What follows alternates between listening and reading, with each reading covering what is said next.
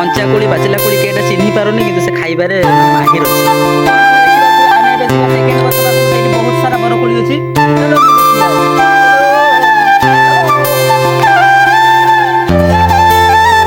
ଦେଖିପାରୁଥିବେ ଆପଣ ମାନେ ଏଇଠି ବହୁତ ସାରା ବର ଦେଖିପାରୁଥିବେ ପିଲାମାନଙ୍କର ଖୁସି ବହୁତ ମାନେ ଖାଇବାରେ ପୁରା।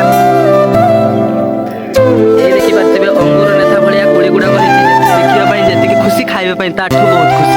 ଦେଖିପାରୁଥିବେ ୟା ହାତରେ ବଡ ବଡ କୋଳି ଅଛି ଛୋଟ କୋଳି ଅଛି ଯେତେ ପାରୁଛ ଖାଇଯାଉ ମନ ଶାନ୍ତି କରିବ।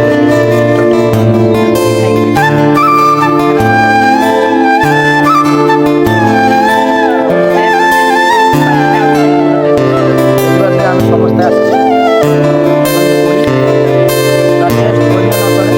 ଆପଣ ଖାଇବା ପାଇଁ ଏଇ ଜାଗାକୁ ଖାସ କରି ଏଇ ଜାଗାକୁ ଆଇବେ କାରଣ ଏଇ ଗଛଟା ଦେଖିପାରୁଥିବେ ପୁରା ଝଙ୍କାଳିଆ ଅଛି। ଏଇ ଦେଖନ୍ତୁ କୋଳି ଯେତେ ଗଛର ପତ୍ର ସେତେ। ଏଇ ଦେଖନ୍ତୁ ଆପଣ ମାନେ ଦେଖିପାରୁଥିବେ ଆମ ସୁବର୍ଣ୍ଣରେଖା ନଦୀ ପାଖରେ ଯେଉଁ ଖାଳ ଅଛି ପୁରା କୁମ୍ଭୀର ମାନେ ଭର୍ତ୍ତି ହେଇକି ଆଗରୁ ଥିଲା କହିବା କଥା ଲୋକମାନଙ୍କର। ଏଇଟା ହେଉଛି କୁମ୍ଭୀର ଗଡ଼ି ସେଥିପାଇଁ କୁମ୍ଭୀର ମାନଙ୍କର ଗନ୍ତା ଘର। ଏଇ ଦେଖିପାରୁଥିବେ ଏଇଠି ନୌକା ଗୁଡାକ ଅଛି ଏଇଠି ଲୋକମାନେ ମାଛ ଧରିକି ସେମାନେ ନେଇଯାଆନ୍ତି ନିଜ ନିଜ ଘରକୁ। ଏହାପରେ ଏବେ ଆମେ ଦେଖିପାରୁଥିବା ଆପଣ ଏଇଟା ହେଉଛି କଲରା ଗଛ। କଲରା ଚାଷ ହୁଏ। ତାପରେ ଆଗକୁ ଆପଣ ମାନେ ଗଛର ଫୁଲ ଆସିଗଲାଣି। ଏବେ ତ କାକୁଡ଼ି ସିଜିନ୍ କିନ୍ତୁ କାକୁଡ଼ି ୟାଙ୍କର ଗଛ ଉପରେ ଅଛି ପୁରା ବହୁତ ସୁନ୍ଦର ଦେଖାଯାଉଛି।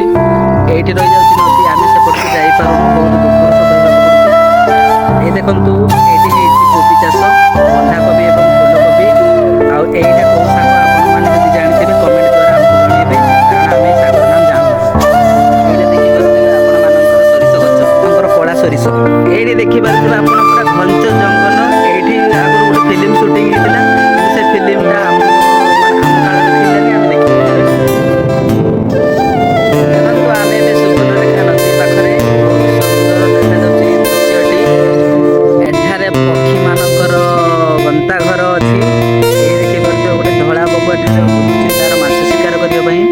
ଏଇଠି ଦେଖିପାରୁଥିବେ ଆପଣ ସମୁଦ୍ରର ମୁହାଣ କେତେ ସୁନ୍ଦର ଦୃଶ୍ୟ ଚାରିଆଡେ ଖାଲି ପାଣି ପାଣି। ବହୁତ ଖୁସି ଲାଗୁଛି।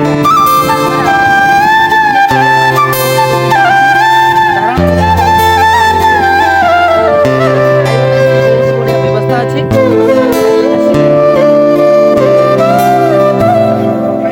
ଏବେ ଆମର ଟାର୍ଗେଟ ଅଛି ଏଇ ଜାଗାରେ ଯୋଉ କୋଳି ଗଛଟା ଅଛି ଏବେ ଆମେ ସେଇଠି ଦେଖିବା ଯାଇଥିଲୁ ଯେ ସେଇଠି ବଡ ବଡ କୋଳି ହେଇଛି।